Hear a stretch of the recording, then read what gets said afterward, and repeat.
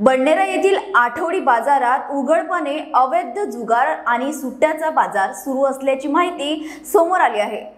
स्थानिक सूत्रांच्या माहितीनुसार हा अवैध धंदा पोलिसांच्या आशीर्वादाने सुरू असल्याचा गंभीर आरोप होत आहे। पोलिसांना या गैरप्रकारांची पूर्ण माहिती असूनही कोणतीही ठोस कारवाई झालेली नाही अशी चर्चा परिसरात आहे।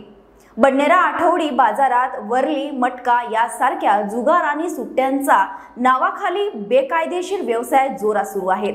स्थानिक नागरिकांनी दिलेल्या माहितीनुसार हा प्रकार गेल्या काही महिन्यांपासून खुलेआम चालू आहे।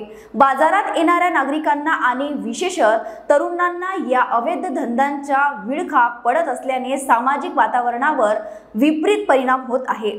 सूत्रांच्या माहितीनुसार बडनेरा पोलीस स्टेशनच्या हद्दीत हा प्रकार सुरू असून पोलिसांना याची पूर्ण कल्पना आहे।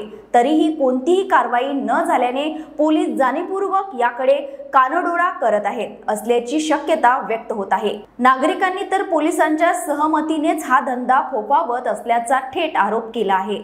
यामुळे स्थानिकांमध्ये संतापाची लाट पसरली असून पोलिसांच्या कार्यक्षमतेवर प्रश्नचिन्ह उपस्थित होत आहे। या अवैध धंद्यांमुळे तरुण पिढीवर वाईट परिणाम होत असल्याची चिंता व्यक्त होत आहे। स्थानिकांनी प्रशासनाकडे या गैरप्रकाराविरुद्ध कठोर कारवाईची मागणी केली आहे।